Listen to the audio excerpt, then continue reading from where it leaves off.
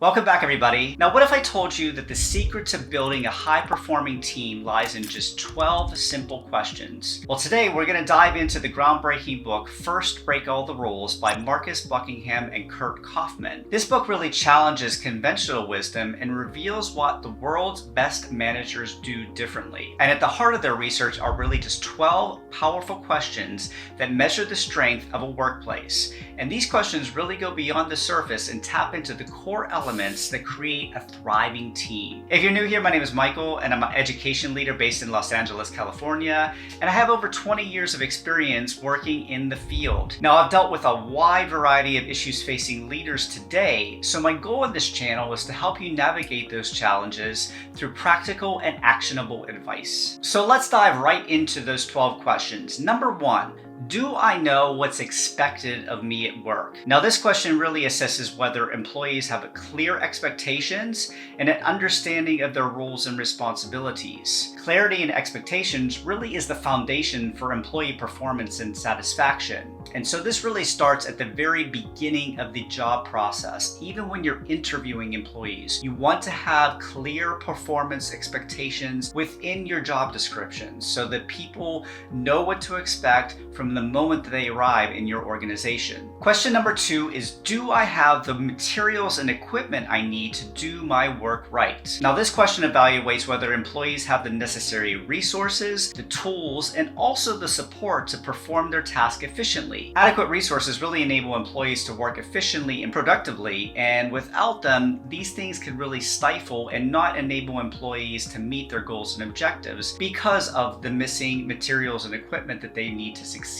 Question number three is, at work, do I have the opportunity to do what I do best every day? And this question gauges whether employees can utilize their strengths and their talents in their daily work. When employees can leverage their natural abilities, they are more engaged and likely to excel in their roles. This also goes to the fact that you want to give employees a voice in your organization, even when they are new to the organization, because obviously they come to your organization with other experiences that they've had throughout their career and also throughout their educational days. Question number four is, in the last 7 days, have I received recognition or praise for doing good work? Now, this question measures the frequency and the quality of positive feedback and recognition. Regular acknowledgement and achievements boost morale, and it also motivates employees to maintain high performance. And I think as managers, this is something we can really get stuck in the rut of really addressing deficiencies in work, but we're not often praising or giving recognition for things done well. And we really want to make sure we do that on a regular basis,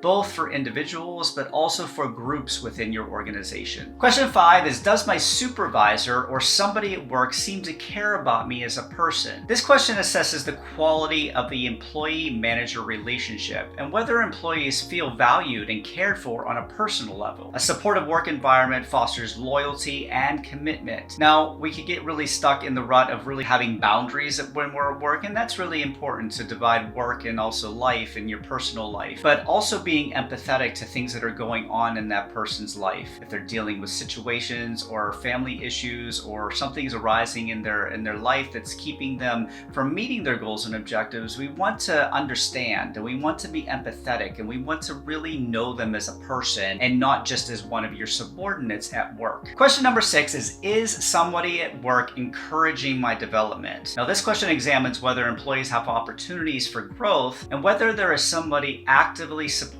their professional development. I think this is key. This has been a huge success factor in my days as a manager and as a leader in my organizations, really giving the people the ability to attend conferences, to go back to school, to attend certificate programs, and to really empower and enable that, not just to tell them at the beginning of their work life within your organization that we have these opportunities, but to regularly check in with them and say, hey, I noticed that you haven't been using your professional development funds. Just remember, this is something you could do and something you encourage that person to do on a regular basis. I hope you're enjoying the video this week, everybody, and be sure and like and subscribe to my channel. Every Friday, I post new videos and I don't want you to miss out, so be sure and click on that subscribe button. Question number seven is, at work, do my opinions seem to count? And this question evaluates whether employees feel their input is valued and whether they have a voice in the decision-making process. Inclusion in discussions and decisions really really enhances employees' engagement and really a sense of belonging. So this is really important when you're going through change within your organization as well. When change is going to affect that employee directly, you want to be sure that they're involved in that change process. You want to get their opinions and figure out what matters to them in that scenario. And you want to make sure that they feel valued so that they can freely give their opinions. And a way to do this is to make sure you have an inclusive culture where you're enabling all employees to voice their concerns and their frustrations without any fear of any kind of repercussions. Question number 8 is, does the mission and the purpose of my company make me feel my job is important? And this question assesses whether employees understand and align with the organization's mission and that they feel that their work contributes to that greater purpose. A strong sense of purpose can really drive passion and dedication in this situation. And really, you want to start this process really at the interview process. You want to obviously interview people to understand what skills they bring to the organization, but you also want to define your mission and your vision for that organization and know that they are in alignment with that. Do their values that they bring to the organization align with what the organization's trying to do?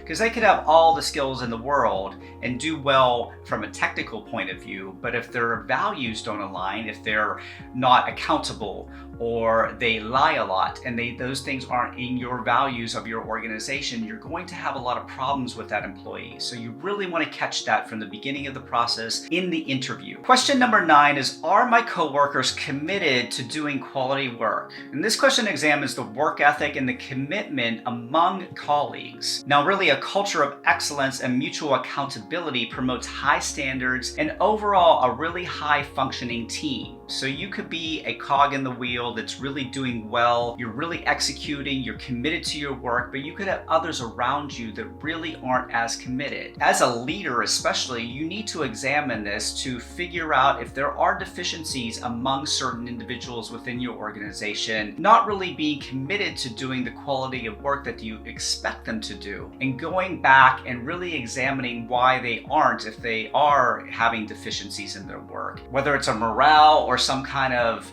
issue going on with them personally, that you could get them back on track right away so that your entire team is functioning and you're not working in silos. Now, question 10 may sound a little silly, but do I have a best friend at work is question number 10. And this question explores the presence of close relationships and also social support within the workplace. Strong personal connections can really enhance job satisfaction and create a more enjoyable work environment. Now, I know we're there to go to work and, go home. We have families to take care of. Many of us have children, but it's also really important to develop personal relationships within individuals at work. Somebody you could go to and lean on, not just to complain about the organization, but also to celebrate wins that you have, and you can empower and encourage each other throughout that entire process of the highs and the lows that go on with any job. Question number 11 is, in the last 6 months, has somebody at work talked to me about progress? Now, this question evaluates the frequency and the quality of performance discussions. Regular feedback and conversations about progress really help employees understand their development and areas for improvement. Now, I really encourage quarterly evaluations and reviews with your employees. And tagged up top here, you'll see my last video. I talk a lot about this. And the reason for this is you want to be sure that you're checking in regularly with your employees. And every 6 months to every 12 months in the annual performance review style really just is not enough. You want to make sure you're setting clear expectations. You want to make sure you're monitoring progress and really catching things before they get too off track. And the best way to do that is through